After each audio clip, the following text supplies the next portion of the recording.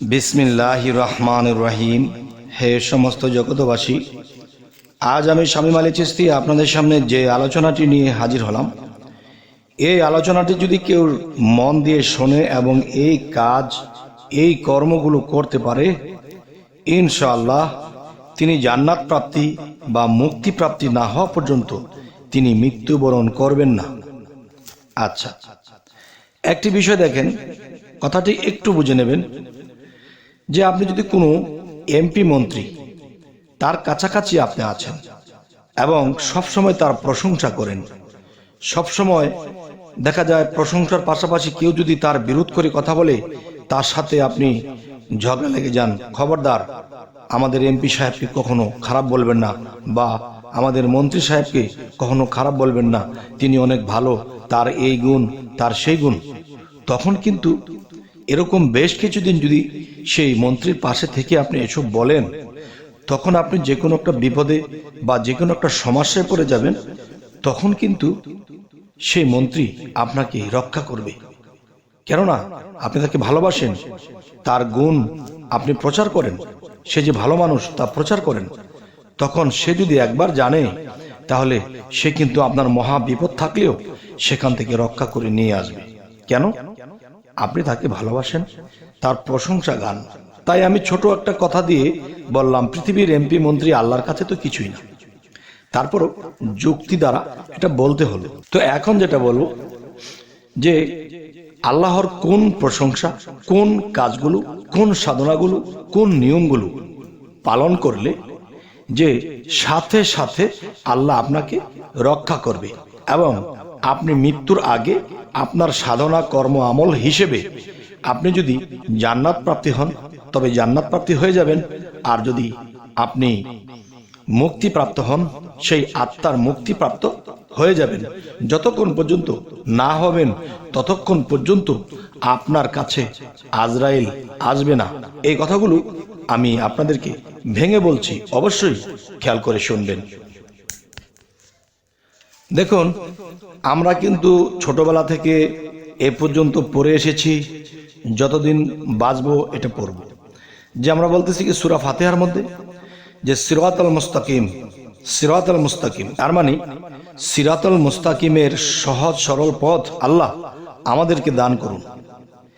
তাহলে আমরা এই যে শুরু করেছি ছোটবেলা থেকে, কিন্তু আল্লাহ দান করলো কিনা তাও জানি না, দান করবে কিনা সেটাও জানি না।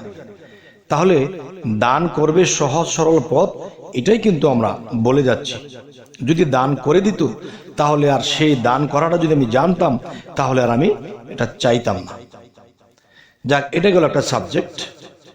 এরপরে আসি যে সূরা ইখলাস, যে কুল হু আল্লাহ, এটার মধ্যে কি বলা হয়েছে, আল্লাহ মহান কেন, আল্লাহর পরিচয় পত্রটা কিন্তু এই কুল হু আল্লাহ যে ইখলাস সূরার মধ্যে কিন্তু আল্লাহর পরিচয় পত্রগুলো দেওয়া হয়েছে। যেমন আল্লাহ এক, আল্লাহ অদ্বিতীয়, আল্লাহ জন্ম নেন না, আল্লাহ জন্ম দেন না। তাহলে বোঝা গেল কি, আল্লাহর এই মহাগুণ যে আল্লাহ কারো কাছে জন্ম নেয় না এবং কাউকে জন্ম দেয় না, আল্লাহ এক, আল্লাহর দ্বিতীয় নেই, আল্লাহর উপরে কেউ নেই। তাহলে বোঝা গেল কি, আল্লাহর প্রশংসা করা হচ্ছে। যদি আপনি সকালে ঘুম থেকে ওঠার পরে আপনি কমপক্ষে 7 বার পাঠ করেন, তাহলে 7 বার আপনি আল্লাহর প্রশংসা করলেন।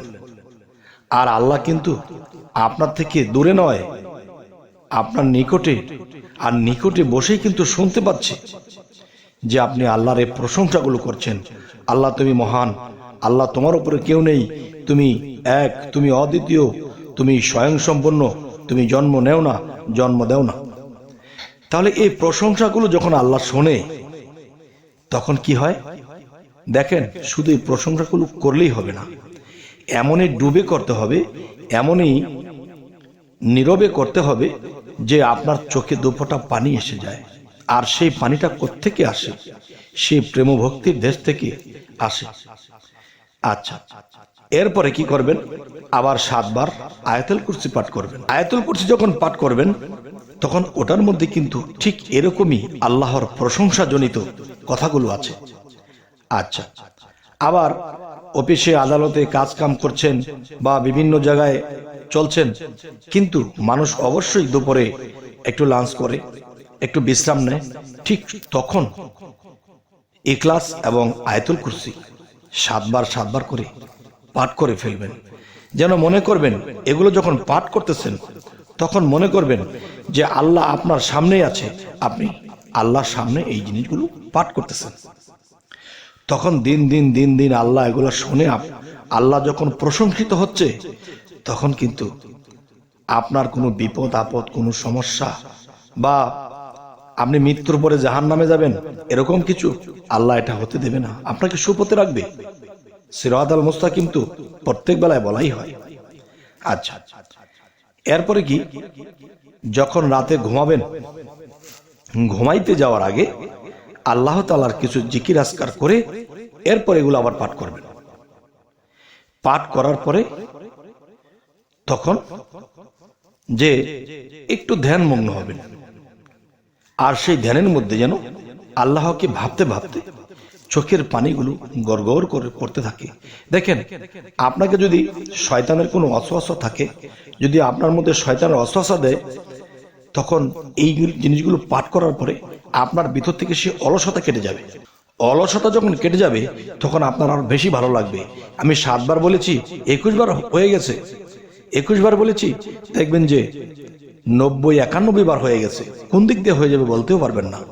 তাহলে শরীরটা যখন আপনার শিহুরিয়া উঠবে, চোখ দিয়ে যখন গড়গড় করে পানি পড়বে, তখন আল্লাহ কিন্তু আপনার সামনে, আপনি যা কিছু বলছেন, আল্লাহর যা গুণ আপনি প্রকাশ করছেন, এটা কিন্তু আল্লাহ আপনার সামনে।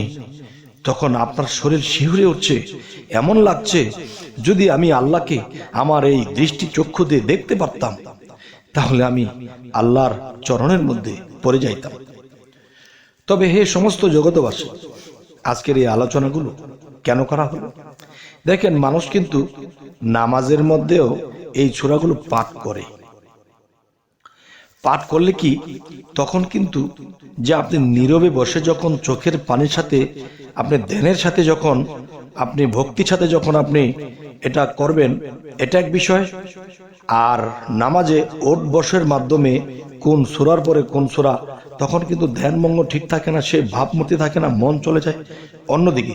কিন্তু আমি আজকে যে আলোচনাটি করলাম, এই বিষয়গুলো যদি আপনি দেখেন, একটা সপ্তাহ করুন, দেখবেন আপনার জীবন পাল্টে যাবে, আপনার অন্তর প্রসারিত হয়ে যাবে, আপনার ভিতরে আত্মা আলোকিত হয়ে যাবে, জীবনটাই ধন্য হয়ে যাবে। আর এই নিয়ম যদি মৃত্যু পর্যন্ত চালিয়ে যেতে পারেন, কি হবে জানেন? আল্লাহ আপনাকে জাহান্নামে দিতে লজ্জা পাবে। আল্লাহ আপনাকে যদি দেখে মুক্তিপ্রাপ্ত হয়ে গেছে, কিন্তু সেই মুক্তি আপনাকে দিতে হবে, যদি না দেয় তাহলে আল্লাহ লজ্জিত হবে।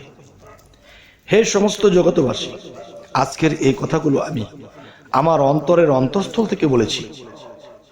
যদি বিশ্বাস করেন তাহলে একটা সপ্তাহ করে দেখেন যে আপনার জীবন পাল্টে যাবে। আর আল্লাহর প্রতি এতই প্রেমিক হবেন যে একটা জিনিসকে দেখেন, পৃথিবীতে কোনো ছেলে যদি কোনো মেয়েকে ভালোবাসে, তাকে দেখার জন্য কিরকম আত্মহারা হয়, ঠিক এর চেয়ে 70 গুণ আত্মহারা যে কখন টাইম হবে আমি এই কাজগুলো করব, এবং কখন টাইম হবে আর আমি আমার চোখ দিয়ে পানি ঝরাবো। আর তখন কি হবে? আল্লাহ কিন্তু ওই সময়ে আল্লাহ হাজির থাকে। কেন? আমার এই বান্দা আমাকে যেভাবে প্রশংসা করে, যেভাবে আমাকে ডাকে, তখন আল্লাহর মায়া লেগে যায়। তখন আল্লাহ কিন্তু আল্লাহর চোখের আড়াল আপনাকে করবে না।